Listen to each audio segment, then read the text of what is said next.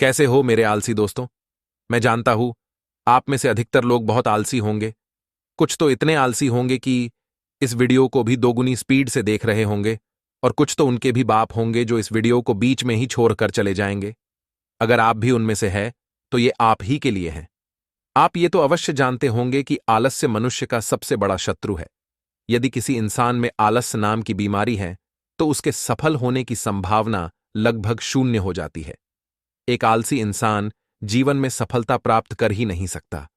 तो आज की यह कहानी आपके उसी आलस को दूर करने की कोशिश करेगी जिस आलस की वजह से आप अब तक बेरोजगार पड़ीडीढे हो और सर दिन इसी फोन में लगे रहते हो। करोगे तो तुम वही जो करना चाहते हो, लेकिन फिर भी मेरी गुजारिश है, ऐसे पूरी देखे। एक बार की बात है, किसी गांव में एक किसान रहता था। एक बार जब उसने अपने खेत में बड़ी मेहनत से फसल उगाई तो कुछ दिन बाद ही गौरैया नामक पक्षी ने उसके खेत के बिल्कुल मध्य में अपना घोंसला बना दिया और उस घोंसले में कुछ अंडे भी दे दिए। कुछ दिन गुजरने के बाद उन अंडों से दो प्यारे से बच्चे भी पैदा हो गए और वो बच्चे उस घोंसले में अपनी मां के साथ खुशी खुशी रहने लगे। प्रतिदिन सुबह उठकर गौरैया खाने की तलाश में रोज जंगल में भटकती और अपना पेट भर के अपने बच्चों के लिए खाना लेकर आती थी। एक दिन खाना लेकर जब वह गौरैया जंगल से वापस अपने बच्चों के पास उन घोंसले में आई तो उसने देखा कि उसके बच्चे बहुत डरे हुए हैं। उनकी इस हालत को देखकर उनकी मां ने अपने बच्चों से पूछा कि क्या हुआ बच्चों, तुम डरे हुए क्यों हो? बच्चों ने डरते हुए कहा कि मां, जब आप सुबह यहां से गई थीं तो इस खेत में किसान आया था और वो कह रहा थी कि कल वह अपने बेटों को फसल की कटाई करने के लिए भेजेगा। उसकी ये बात सुनकर हम डरे हुए हैं। मां, अब तुम बताओ हम क्या करेंगे? अभी तो हमें उड़ना भी नहीं आता है बच्चों की। ये बात सुन उनकी मां भी सोच में पड़ गई। कुछ देर सोचने के बाद गौरैया ने कहा, मेरे बच्चों, डरो मत। मैं जानती हूं कि कल कोई फसल काटने के लिए नहीं आएगा। मां की बात सुन उन्हें कुछ राहत मिली और आश्चर्य से वही हुआ जो उसने कहा था। अगले दिन उस खेत में कोई फसल काटने के लिए नहीं आया और आगे भी बहुत दिन इसी तरह गुजर गए, पर कोई फसल काटने नहीं आया। सब कुछ अच्छा चल रहा था। गौरैया के बच्चे बहुत खुश थे और आहिस्ता आहिस्ता बड़े हो रहे थे। लेकिन एक दिन फिर जब गौरैया जंगल से वापस आई तब उसके बच्चे फिर से उसी तरह डरे हुए थे। गौरैया ने फिर उनके डर का कारण पूछा तो उन्होंने कहा, फिर वही जवाब दिया कि मां, आज फिर किसान अपने खेत में आया था और उसने कहा कि कल वह मजदूरों को फसल काटने के लिए जरूर भेजेगा। यह सुनने के बाद गौर दोबारा से कहती है, डरो मत बच्चों, कल कोई फसल काटने के लिए नहीं आएगा। अगले दिन वही हुआ जो गौरैया ने कहा था। कोई वहां फसल काटने के लिए नहीं आया। एक दिन फिर जब गौरैया जंगल से वापस आई तब उसके बच्चों ने हंसते हंसते कहा, मां, आज किसान फिर खेत में आया था। वह फिर से फसल काटने की बात कर रहा था, लेकिन इस बार हमें पता है कि कोई फसल काटने के लिए नहीं आएगा, इसीलिए हम आज नहीं डर रहे। उनकी बात सुनकर गौरैया ने कहा कि मुझे बात बताऊं, किसान क्या कह रहा था?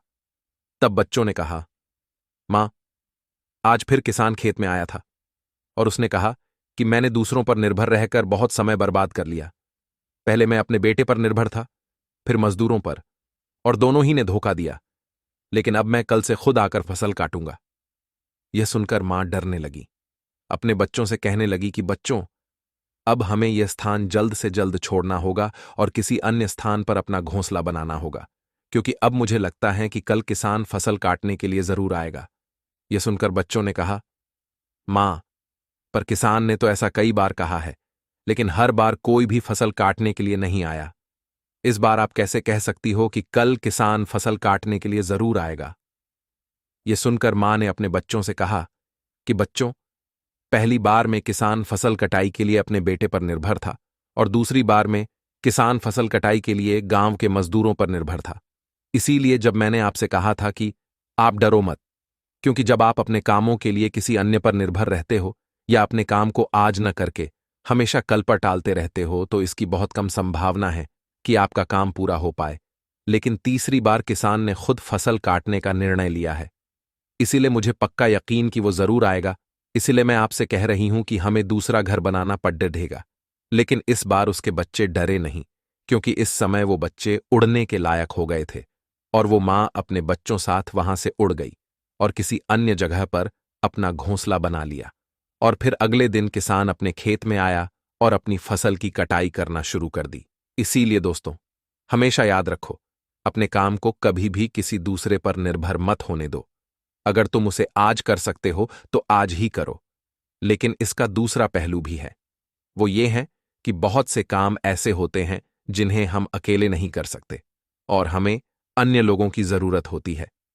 यदि कोई ऐसा काम है तो उसमें सहायता जरूर ले, लेकिन किसी पर निर्भर मत होना, क्योंकि निर्भर होना और सहायता लेना दोनों अलग बातें हैं।